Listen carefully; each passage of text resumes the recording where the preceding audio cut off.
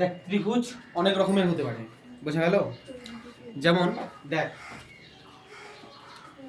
একটা ত্রিভুজ যদি এরকম আঁকাই আমি, ধর এটা 5 সেমি ধরলাম, এটাও 5 সেমি, এটাও 5 সেমি, তাহলে এই ত্রিভুজটাকে কি বলা হয় বল দেখি? এটা কি বলা হয়? সমবাহু ত্রিভুজ। কি বলা হয়? সমবাহু ত্রিভুজ। ক্লিয়ার? তাহলে বল সমবাহু ত্রিভুজ হতে গেলে কি হতে হবে? তিনটা বাহুকেই সমান হতে হবে, বোঝা গেল? তাহলে এটার নাম আমি দিলাম সমবাহু ত্রিভুজ। এইবার যদি তোর এরকম থাকতো কোনো একটা ত্রিভুজ, ধর 5 সেমি 5 সেমি অথবা 4 সেমি, তাহলে এটাকে আমরা বলবো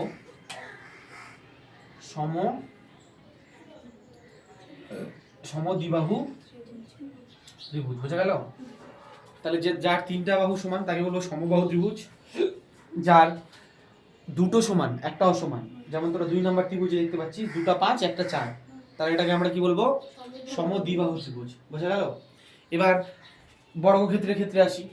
যদি দেখতে পাস চারটা বাহু সমান, ধর 4 সেমি করে দিলাম, কত করে? 4 সেমি করে, তাহলে যে চতুর্ভুজের সবগুলো বাহুই সমান, ঠিক আছে, তাকে আমরা বর্গক্ষেত্র বলতে পারবো, কিন্তু একটা ব্যাপার আছে, আমি বলে দিচ্ছি ব্যাপারটা। ধর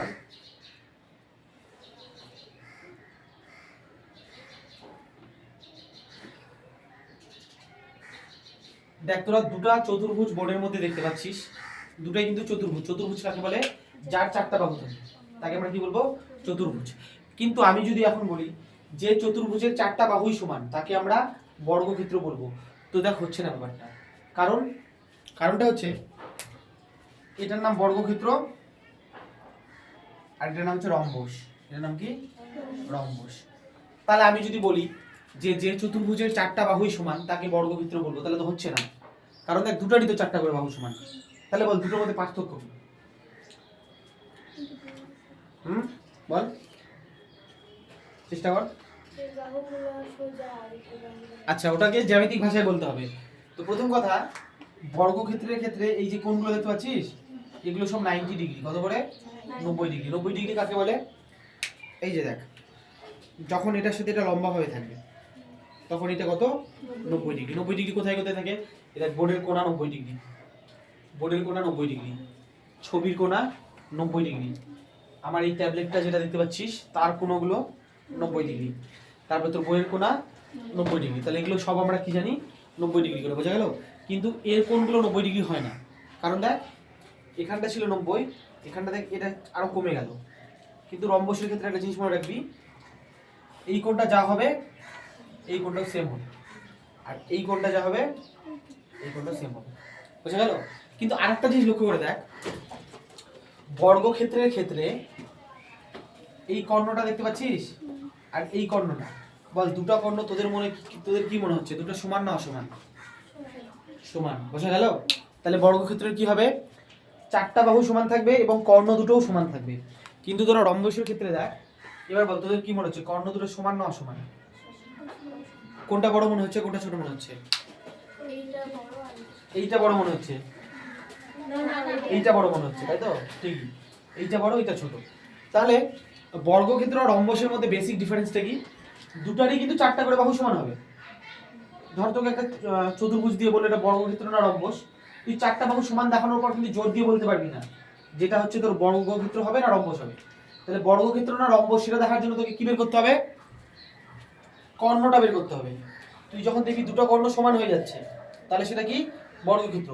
আর দুটো কর্ণ যদি তোর হচ্ছে অসমান হয়ে যায় তাহলে সেটা কি হবে? রম্বস হবে। আর একটা কি? আয়তক্ষেত্র। ধর এটা 5, এটা 5, এটা 3, এটা 3, 5 5 3 3। তোরা বর্গক্ষেত্র আর রম্বসের মধ্যে যেই ব্যাপারগুলো লক্ষ্য করলি, ঠিক সেম ব্যাপার আয়তক্ষেত্র আর সামান্তরিকের মধ্যে থাকে। কেমন ব্যাপারটা? দেখ আয়তক্ষেত্রের ক্ষেত্রেও বিপরীত বাহুগুলো সমান হয়, যেমন দেখ 5 5 3 3, এটার ক্ষেত্রেও দেখ 5 5 3 3, কিন্তু এটা কত? 90 ডিগ্রি, কিন্তু এটা 90 ডিগ্রি থেকে কম, মানে 90 ডিগ্রি নয়, কখনো কম হতে পারে কখনো বেশি হতে পারে। এবার দেখ এর ক্ষেত্রে কর্ণ দুটো সমান না অসমান? সমান, দেখেই বোঝা যাচ্ছে। এটা যেমন 90 ডিগ্রির জন্য সমান হলো, এটার জন্য 90 ডিগ্রির জন্য সমান। তোরা মাপবি তোদের জ্যামিতি বক্সে, এই জ্যামিতি বক্সের এই দিকে যদি একটা রুলকে পুরোপুরিভাবে ভরাতে পারিস তাহলে উল্টো দিকেও ভরাতে পারবি, কিন্তু দুটোই সমান হয়। কিন্তু এবার বল এইটা সমান মনে হচ্ছে না কম বেশি মনে হচ্ছে? ক্লিয়ার? ঠিক আছে, এবার এই টোটাল যদি ওভারঅল টপিকটা বুঝতে পারিস তাহলে সব অঙ্কগুলো এখানে বুঝিয়ে যাবি, যেগুলো তোর পরীক্ষায় আসার মতো। কেমন বল, একটা ত্রিভুজ তৈরি হতে গেলে কয়টা বিন্দু লাগে? 3টা বিন্দু লাগে। আমি নাম দিলাম এ বি সি। এবার এই বিন্দুগুলো কেমন হয় তোদের স্থানাঙ্ক জ্যামিতিতে আমি বুঝাই দিয়েছি, যে বিন্দুগুলো দেখতে এই যে এরকম হয় না, ধর 2,3, তারপর ধর 5,4, তারপর এক্সাম্পল ধর 8,3, এরকম হয় তো নাকি? তাহলে এখানে তোরা যতগুলো বিন্দু দেখতে পাবি সবগুলোকে কি স্থানাঙ্ক জ্যামিতি আকারে লেখা যায়, যেখানে প্রথমটা হচ্ছে x এর আর পরেরটা y এর, তোরা জানিস তো এইভাবে। আচ্ছা এরও নাম দিলাম আমি এ বি সি, এখানেও নাম দিলাম A B C D, A B C D, A B, হ্যাঁ A B C D. Clear?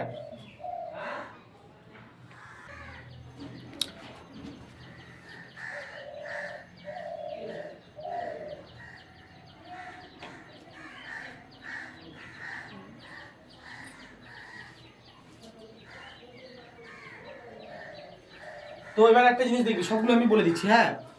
যদি সমবাহু ত্রিভুজ হতে যায় তাহলে আমরা বিন্দু কটা জানি? A B C. তাহলে আমরা কি কি পাচ্ছি এখান থেকে? একটা বের করবো এ বি, যেটা রানু বের করেছিস, তাই না? সমবাহু ত্রিভুজের ক্ষেত্রে কত নম্বর অঙ্কটা মনে হয়? 4 কত 5 নাম্বার না কত? 7 নাম্বারটা। এবার শুনে দিয়ে দেখা, তোরা সূত্রের সাহায্যে এই এ বিটা বের করতে পারবি কিনা বল? পারবি তো?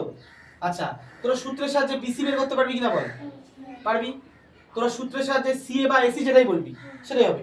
আমি যদি সিএ লিখি তাও হবে। তাহলে দেখ এ বি বিসি সিএ, আমরা এই তিনটাই বের করতে পারবো তো সূত্রের সাহায্যে? পারবো তো, তাই কি? তাই তো। এবার আমি যেহেতু এর মধ্যে লিখে রেখেছি, বল এবি কত এই অঙ্কের মধ্যে? 5 সেমি। বিসি কত বল? এই যেটা বিসি তো কত বল? 5 সেমি। সিএ কত? 5 সেমি। তাহলে একটা সমবাহু ত্রিভুজের ক্ষেত্রে যদি আমরা মানগুলো বের করার পর দেখে ফেলি যে তিনটা মানে সমান এসছে, যেটা তোর মনে আসছিল মনে না? প্রথম অঙ্কটাতে কত কত আসছিল? এ বি সি সি থাকতো কত জন বলি না? রুট 18 মনে হয় বলি। পাঁচে দেখ না, এটা না, পাঁচের একটা আছে।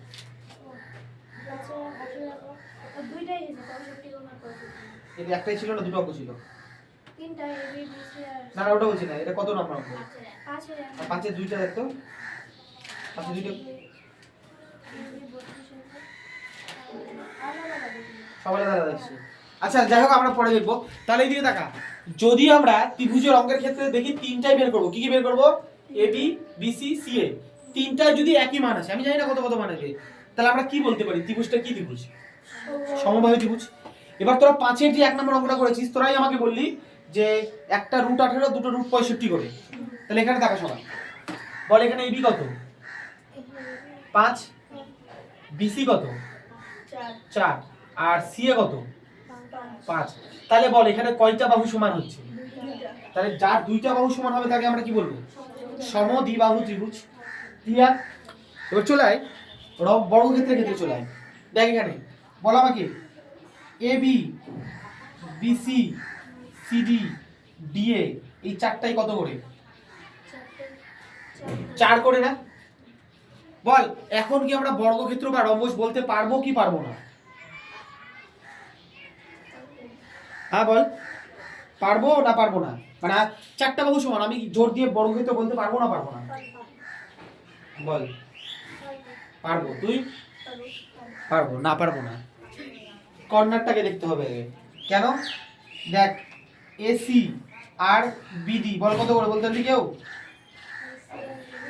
হ্যাঁ, এই যে এসি আর বিডি কত করে? 6 করে। তাহলে কি হলো?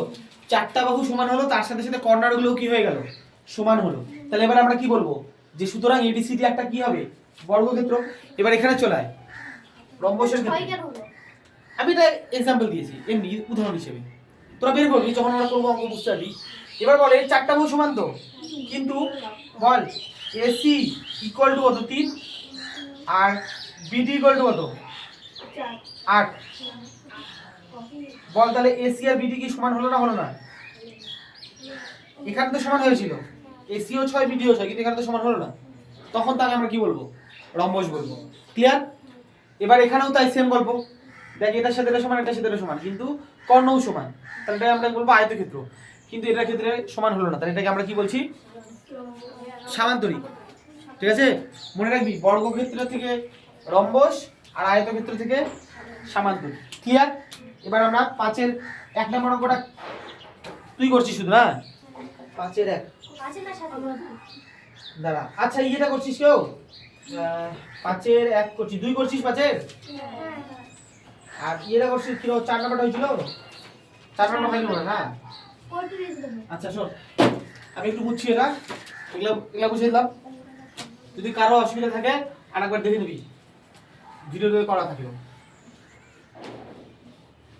এবার 5-এর 1 নম্বরটা আমি একবার একটা বুঝিয়ে দিই, কিভাবে অঙ্কটা করতে হবে সেটা বলে দিচ্ছি। তাকাই দিকে, যে করেছিস সে করেছিস, ঠিক আছে। 5-এর 1 নম্বর বল বিন্দুগুলো কি কি বল? তাহলে এই বিন্দু ধরে নিলাম 1,4, বি বিন্দু 4,1, সি বিন্দু 8,8। ক্লিয়ার তো? এবার আমরা যখনই 3টা বিন্দু দেখলাম আমাদেরকে বুঝে নিতে হবে এটা ডেফিনেটলি একটা ত্রিভুজ হবে। ত্রিভুজের কটা বাহু বের করব? 3টা বাহু। তাহলে প্রথম